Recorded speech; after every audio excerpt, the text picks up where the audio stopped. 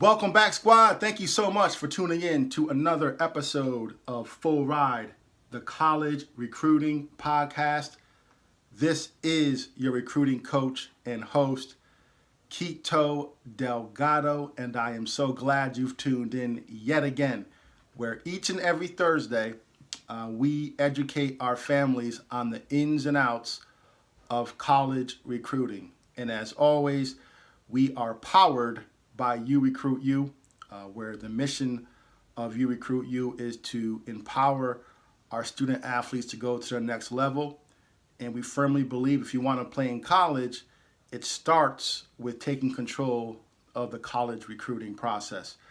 So if this is your first time checking out the show, welcome to the squad. I hope it's not your last time, tuning in. And if you're a returning listener, I just want to continue to thank you as I do each and every week for checking us out and being, a consistent listener. We really hope that you are getting some good information, but as importantly, you're applying it. And what we've been doing, this is week 2 now. Last week I launched a 5-part series, almost like a masterclass, if you will, where I want to reveal 2 college recruiting myths. In other words, I want to debunk some of the most common recruiting myths out there that families, fall victim to, if you will, for lack of a better word. So last week I revealed the first one was the fact that the majority of athletic scholarships are not of a full ride variety. In fact, the average athletic scholarship is $10,400. And then 2, I talked about how too many student athletes think that grades don't matter if they're talented.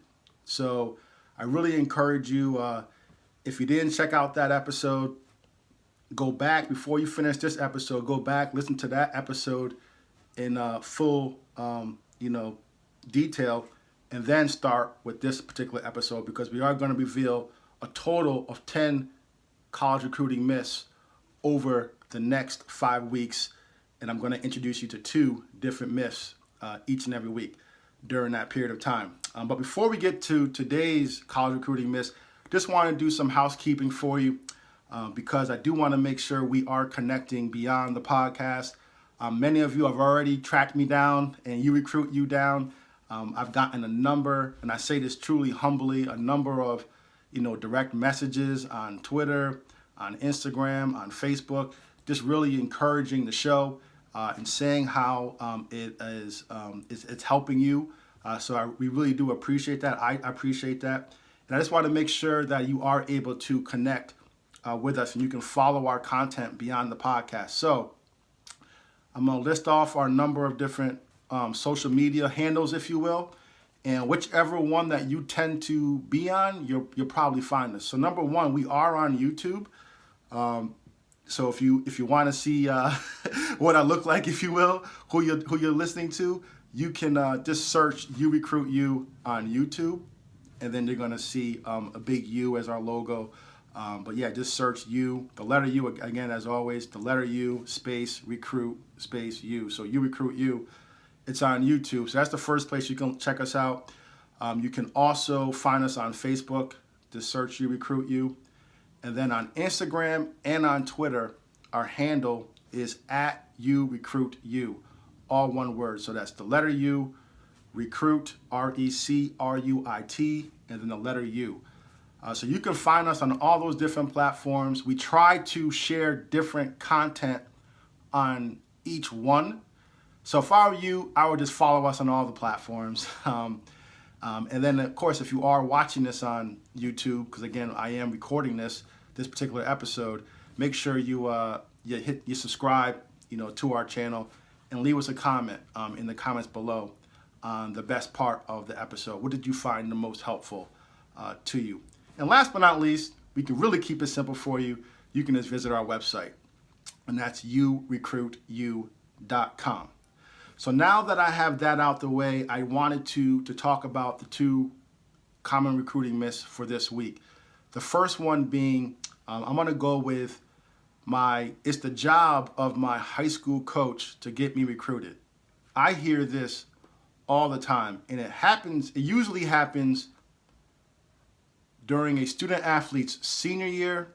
They're about to graduate, and they didn't get the scholarship that they were hoping for, or they didn't get as many offers as they had hoped for. And I hear a parent say, well, our coach didn't do anything for us. And the other time it happens typically is when I'm talking to a parent whose student athlete is currently in college. And maybe it did work out for them. They got a scholarship, but there tends to be a little bit of a, they're upset, and they voice, frustration that they say, well, we got a scholarship and he's playing, but his coach didn't do anything for him. He didn't help him. She didn't help him at all. And I'm going to be honest, coaches, you're going to like this, I think. I always stand up for my coaches, or for the coaches out there, because that is a big, big myth. It is not, and I'm going to say this nice and slow for you, it is not the job of your high school coach to get you an athletic scholarship to college. That's not what they signed up for. It's not their job. And I'm going to break down why it's not their job. And honestly, I think hopefully you're going to realize that, you shouldn't want it to be their job. And here's why. So number one, you hear all the stats, right? It's twofold. The first part is only 7% of high school student athletes go on to play in college, correct? Right? So there's a good chance, there's a strong likelihood that your student athlete's coach did not play in college themselves, right? They didn't play in college. They never went through the recruiting process. So therefore, they're as clueless on the process as you are. What makes them qualified to now be a resource and a help to you when it comes to earning an athletic scholarship to college, right? So that's point one. Point two, going back to the 7%. 7% of high school, I'm gonna beat a dead horse here. Only 7% of high school student athletes go on to play in college, with less than 1% earning a full ride to college. So now, if they didn't play in college, there's also a strong likelihood that they've never had a student athlete who has played in college. They've never coached anyone who's played in college. So even if they wanted to help you, they were willing to help you, they didn't have any personal experience going through it for themselves, and they never went through it with a former player. So they are totally, as, I don't want to say clueless, but misinformed, or, not knowledgeable on the process as you are, mom and dad. So you're looking for help, and not only are you looking for help, many of you are expecting help from someone, from a resource that's not qualified or really in a position to give you that help.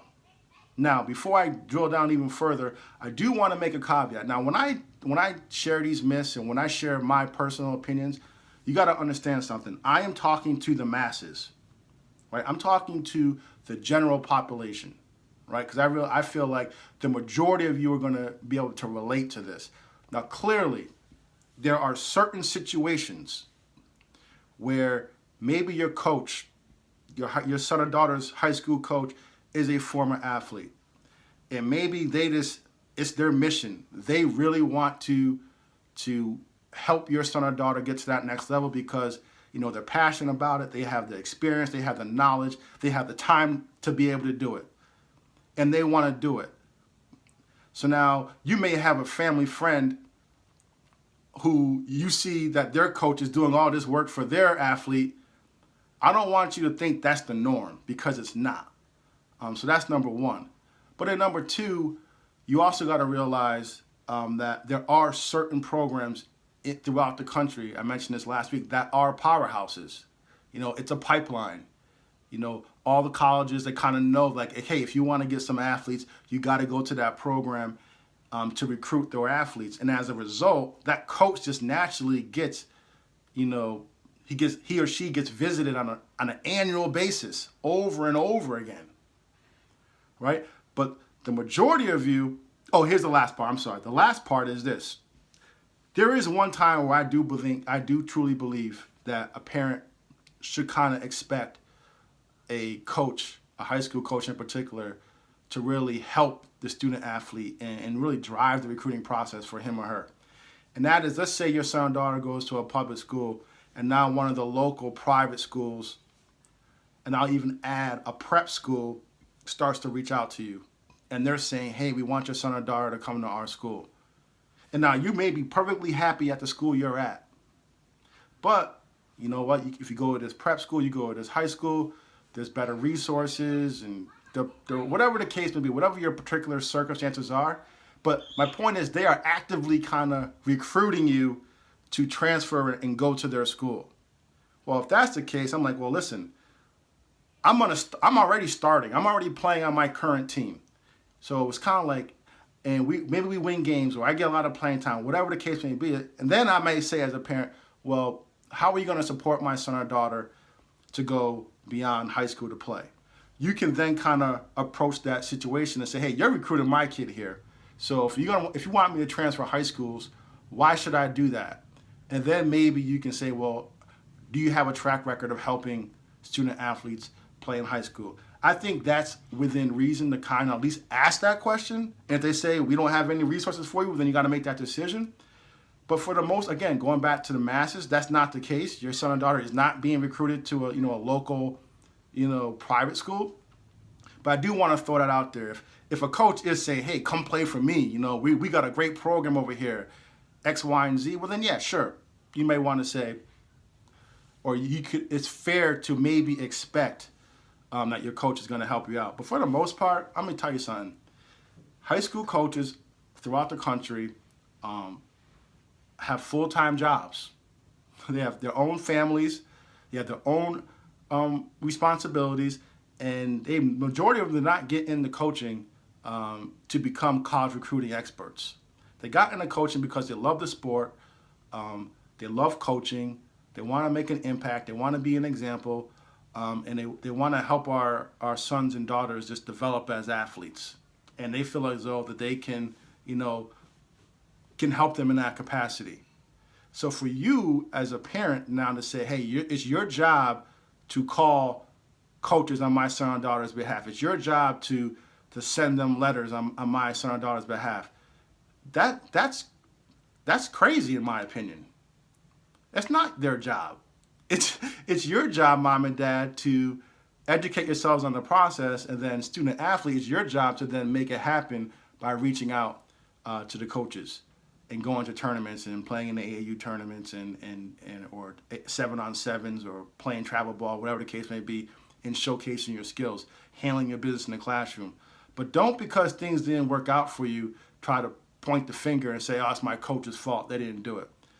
But my one recommendation that I do think it's reasonable to expect your coach to help you is in this manner. Majority of the time, the majority of the time college coaches do reach out to the high school coach to ask them about the athlete, to ask them about their leadership, their character. How are they doing in the classroom? Are they a leader on the team? Can they be counted on? They do reach out to the coach for that type of information. So clearly, as you start to navigate their process and you start to maybe having these coaches call you, reach out to you and stuff, you definitely want to connect with your high school coach and communicate the goals. So yes, our son or daughter, or I want to play at the next level. If you're willing to help, great. If you're in a position to help, awesome. I appreciate it. But honestly, the biggest thing that I would really appreciate from you is if a coach calls, you can give me a great recommendation. Because that's the biggest thing a coach can ever do for you, is to put their name, is to, in essence, co-sign you. You want your high school coach to co-sign you as a student athlete.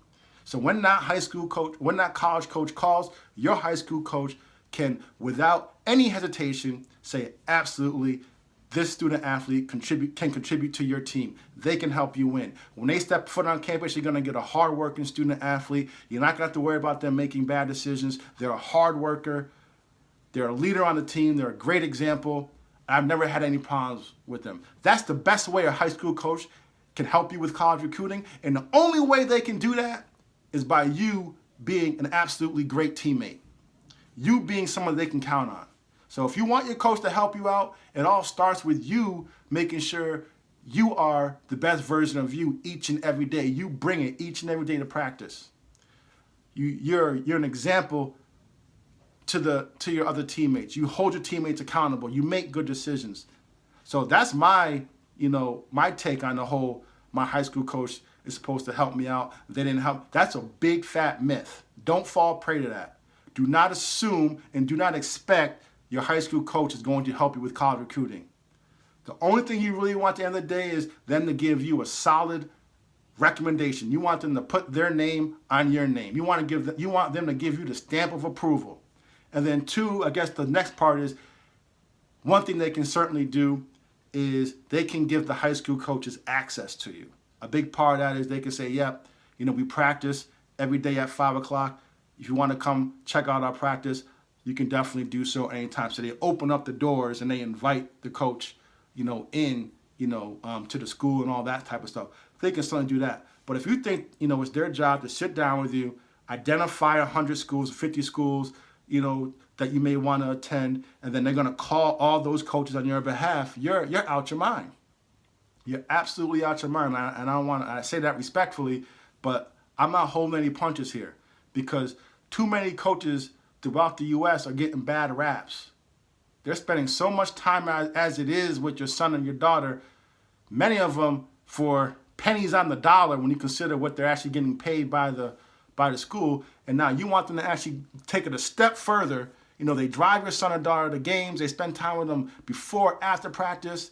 I mean, they're doing a lot of stuff for you on behalf of your son or daughter. So for you to then turn around and say, you know what, you're not doing enough to get my son or daughter recruited, I just think that's very naive. So I don't want to spend too much more on that, but I definitely wanted to drive that point home for you. And myth number two, college programs have massive budgets. They have massive recruiting budgets. That is a huge myth. Sure, you see the Power 5 schools. And just for those of you who don't know what the Power 5 schools are, I'm talking about like the ACC, the SEC, the Big East, the Big Ten, right? Those Power 5 conferences at the Division I level. They have unlimited resources in many instances. Coaches are flying on private jets and so on and so forth. They have all these, they have a great social media because they have a video crew and they're doing all this stuff. And, when you go on an official visit, they have you do a photo shoot and all. That's the stuff you see on Twitter at those Power 5 schools. That's not the case for the majority of college programs throughout the United States, right? So once you get outside that Power 5, you start going to mid-majors at the Division I, Division II, Division III, and NAIA, JUCOs. I mean, they're operating on a shoestring budget. It is very hard for them to see every single student athlete in the United States. It's really hard. And now you're actually you got to remember, for some sports, there's a big presence overseas. So you have your foreign players that they're trying to look at. So why is this important to you? You got to understand that these coaches, they recruit certain areas in many instances, right? They kind of go to the well. They say, okay, we do really well in this region. We know that this particular area is a hotbed. I'm just going to use football as an example. They know Texas, Florida, California, Alabama, Ohio, Pennsylvania. Those are big hotbeds for top talents. So they will spend a lot of the time and their resources honing in on those particular areas, those particular parts of the country.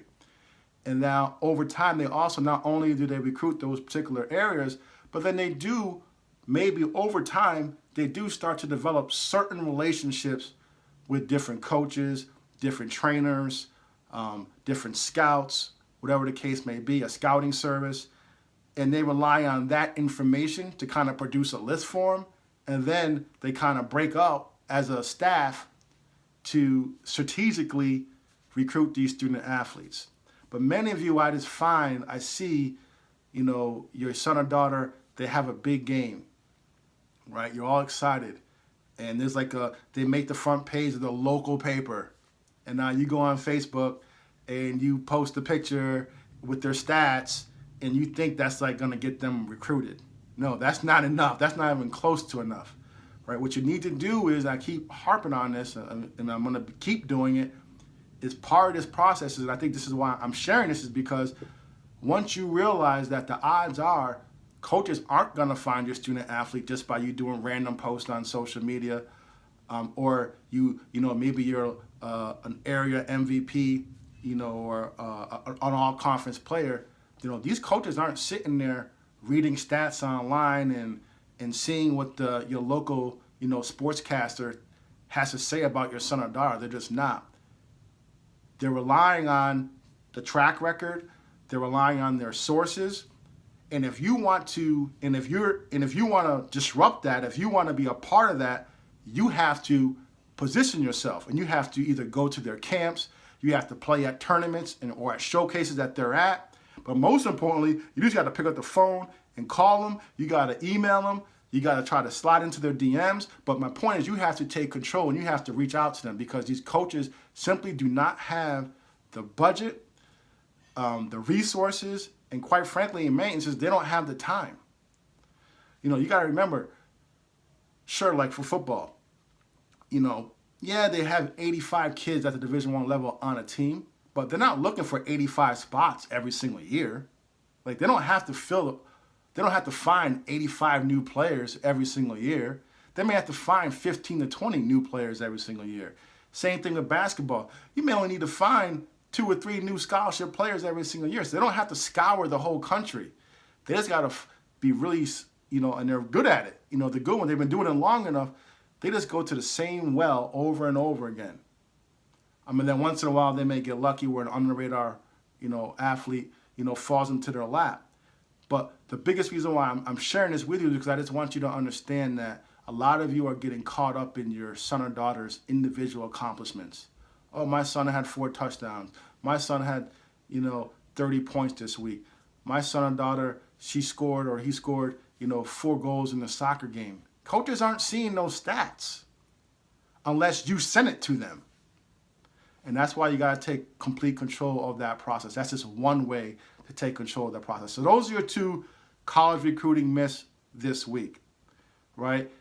It's not the job of your high school coach to get you recruited, to get you a scholarship. They can certainly support you, but at the end of the day, it's your responsibility to take control of that process. And don't assume anything. Don't assume they're going to help you. Don't expect that they're going to help you. Don't make that assumption. And then number 2, that colleges have these big recruiting budgets. They do not. They do not have big, massive budgets. So if you really want to help them out, if you want to help yourself out, the best thing you can possibly do is to reach out to them directly. So that's what we have for you this week. I'd love to hear from you. If you have any questions, you have any feedback for the show, you can email me directly, Coach Kito, that's Coach Kito @gmail.com. And again, you can always just go right on over to our website. That's urecruityou.com. But until next time, this is your college recruiting coach, Kito Delgado, reminding you that college recruiting starts with you.